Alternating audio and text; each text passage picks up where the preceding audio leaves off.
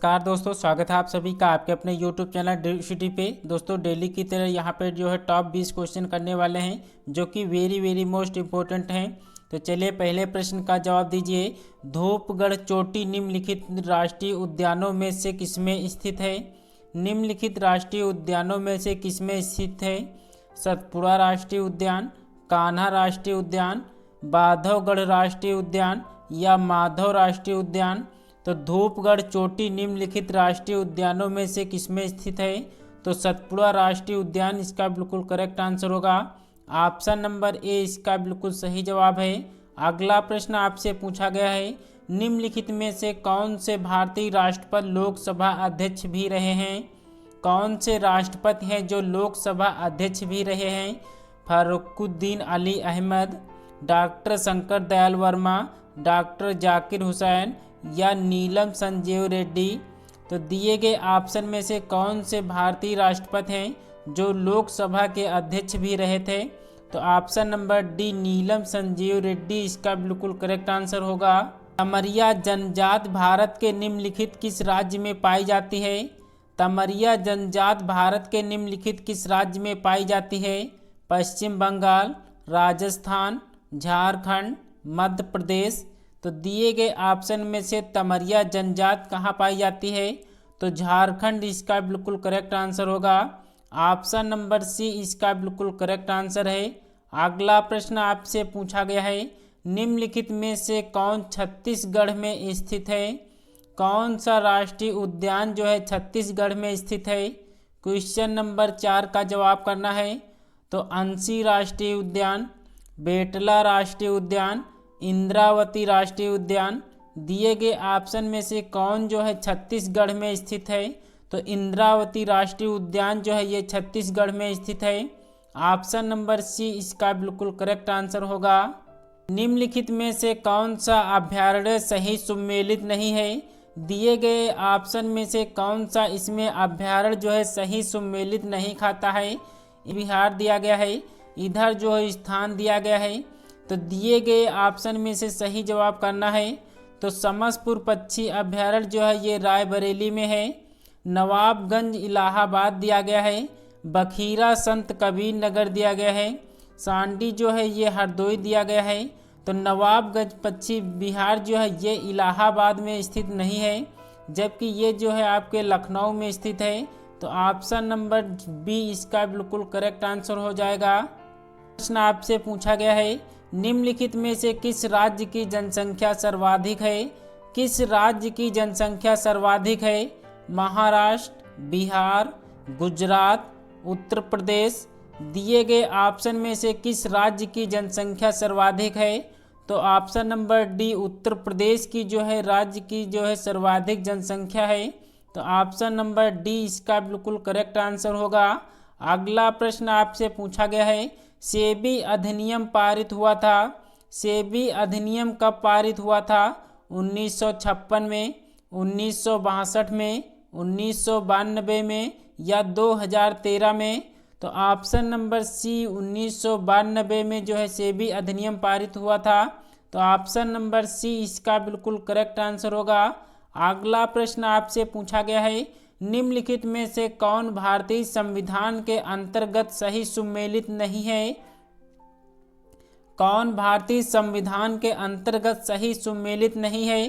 पंचायत जो है आपके भाग 9 में दिया गया है, बिल्कुल सही है। नगर पालिकाएं जो है भाग 9 का में दिया गया है, तो ये भी बिल्कुल सही दिया गया है। अगला आपसे दिया गया है, सहकारी समितियां भाग 9 खा में दिया गया है, तो ये भी बिल्कुल सही दिया गया है। एक ऑप्शन आपका और दिया गया है, अधिकरण जो है ये भाग 10 में नहीं दिया गया है, तो इसलिए ऑप्शन नंबर डी इसका बिल्कुल करेक्ट आंसर होगा। अधिकरण जो है भाग 14 में दिया गया है, तो ऑप्शन नंबर डी इसका बिल्कुल करेक्ट आंसर होगा। अगला प्रश्न आपसे पूछा गया है, असम के सर्वप्रथम चाय कंपनी की स्थापना कब हुई थी? असम के सर्वप्रथम चाय कंपनी की स्थापना जो है कब हुई थी? तो 1839 में जो है असम के सर्वप्रथम चाय कंपनी की स्थापना हुई थी। ऑप्शन नंबर सी इसका बिल्कुल करेक्ट आंसर है। निम्नलिखित में से किसका मकबरा भारत से बाहर स्थित है? किसका मकबरा भारत से बाहर स्थित है? हुमायूं, औरंगजेब, जहांदार शाह, जहांगीर। तो दिए गए ऑप्शन में से किसका मकबरा जो है भारत से बाहर स्थित है? तो जहांगीर का मकबरा जो है ये भारत से बाहर स्थित है। ऑप्शन नंबर डी इसका बिल्कुल करेक्ट आंसर होगा। अगला प्रश्न आपसे पूछा गया है, निम्नलिखित में से किसका शिखर द्रविड़ शैली में बना हुआ है? किसका शिखर द्रविड़ शैली में बना हुआ है? दिए गए ऑप्शन में से सही जवाब करना है। तो द्रविड़ शैली में जो बना हुआ है वो कौन सा है? तो ग्वालियर का तेली मंदिर इसका बिल्कुल करेक्ट आंसर हो जाएगा। ऑप्शन बी इसका बिल्कुल करेक्ट आंसर है। अगला प्रश्न आपसे पूछा गया है, निम्नलिखित में से कौन सी इल्तुतमिश के राज्यकाल में सल्तनत की राजधानी थी? इल्तुतमिश के राज्यकाल में सल्तनत की राजधानी जो है कौन सी थी? आगरा है, दिए गए ऑप्शन में से लाहौर है, बदायूं है, दिल्ली है। तो ऑप्शन नंबर डी दिल्ली इसका बिल्कुल करेक्ट आंसर होगा। ऑप्शन डी इसका बिल्कुल करेक्ट आंसर है। अगला प्रश्न आपसे पूछा गया है, बुद्ध द्वारा रूपांतरित निम्न व्यक्तियों में से कौन सा अंतिम था? कौन सा अंतिम था ये आपसे पूछा गया है। आनंद, वसुमित्र, गोसल या सुभद्र। तो दिए गए ऑप्शन में से बुद्ध द्वारा रूपांतरित व्यक्तियों में से जो अंतिम था वो जो है सुबुद्ध था। तो ऑप्शन नंबर डी इसका बिल्कुल करेक्ट आंसर होगा। प्रश्न आपसे पूछा गया है, निम्नलिखित में से किसका उपयोग दिया सलाई के निर्माण में किया जाता है? किसका उपयोग जो है दिया सलाई के निर्माण में उपयोग किया जाता है? दिए गए ऑप्शन में से सही जवाब करना है। तो लाल फास्फोरस इसका बिल्कुल करेक्ट आंसर होगा। ऑप्शन नंबर सी इसका बिल्कुल करेक्ट आंसर है। अगला प्रश्न आपसे पूछा गया है, निम्नलिखित में से कौन परमवीर चक्र विजेता नहीं है? किसे जो है परमवीर चक्र विजेता से सम्मानित नहीं किया गया है? तो नीरज कुमार सिंह इसका बिल्कुल करेक्ट आंसर होगा। ऑप्शन नंबर सी इसका बिल्कुल करेक्ट आंसर है। अगले प्रश्न पर आते हैं, दिए गए ऑप्शन में से किसका जन्म आगरा में हुआ था?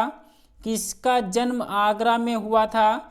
दिए गए ऑप्शन में से सही जवाब करना है। तो मिर्जा गालिब का जन्म जो है आगरा में हुआ था। ऑप्शन नंबर डी इसका बिल्कुल करेक्ट आंसर होगा। अगला प्रश्न आपसे पूछा गया है, निम्नलिखित में से किस जिले में मार मृदा पाई जाती है? किस जिले में मार मृदा पाई जाती है? कानपुर, प्रतापगढ़, सीतापुर, झांसी। तो दिए गए ऑप्शन में से मार मृदा जो है ये झांसी में पाई जाती है। ऑप्शन नंबर डी इसका बिल्कुल करेक्ट आंसर होगा। अगला प्रश्न आपसे पूछा गया है, भारत के समस्त राज्यों में क्षेत्रफल अनुसार उत्तर प्रदेश का स्थान क्या है? यानी क्षेत्रफल के अनुसार जो है उत्तर प्रदेश का स्थान क्या है?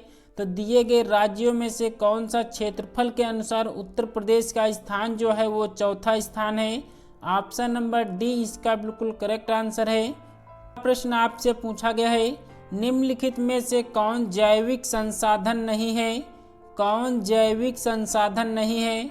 तो शुद्ध जल दिया गया है, कोयला दिया गया है, पेट्रोलियम दिया गया है। डी ऑप्शन जो है वो आपका मछली दिया गया है। तो कौन सा इसका करेक्ट आंसर होगा? तो शुद्ध जल जो है ये कोई जैविक संसाधन नहीं होता है। मछली, पेट्रोलियम, कोयला ये तीनों जो है जैविक संसाधन होते हैं। तो ऑप्शन नंबर ए इसका बिल्कुल करेक्ट आंसर होगा। क्या है, नीली नील नदी निम्नलिखित में से किस झील से निकलती है? किस झील से निकलती है ये आपको बताना है। विक्टोरिया झील, ताना झील, एडवर्ड झील, एल्बर्ट झील।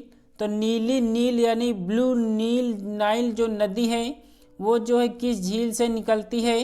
तो इसका जो जवाब होगा ऑप्शन नंबर बी होगा, ताना झील से ये जो है नदी निकलती है। तो ऑप्शन नंबर बी इसका बिल्कुल करेक्ट आंसर होगा। आज की क्लास कैसी लगी कमेंट्स बॉक्स में ज़रूर बताना। चैनल पर नए हैं तो चैनल को सब्सक्राइब जरूर करिएगा, बेल आइकन को भी प्रेस करना ना भूलें, क्योंकि यहाँ पे डेली जो है आपके एसएससी जीडी के लिए जो है 20 मोस्ट इम्पोर्टेंट प्रश्न कराए जा रहे हैं, जो कि ये आपका एग्ज़ाम जो है आपका कल जो है होने वाला है। तो ये जो है आपकी क्लासेज जो है मोस्ट इम्पोर्टेंट क्लास हो रही हैं। तो चलिए दोस्तों, आज की क्लास में हम बस इतने ही प्रश्न को रखते हैं। मिलते हैं नेक्स्ट वीडियो में, तब तक के लिए जय हिंद जय भारत।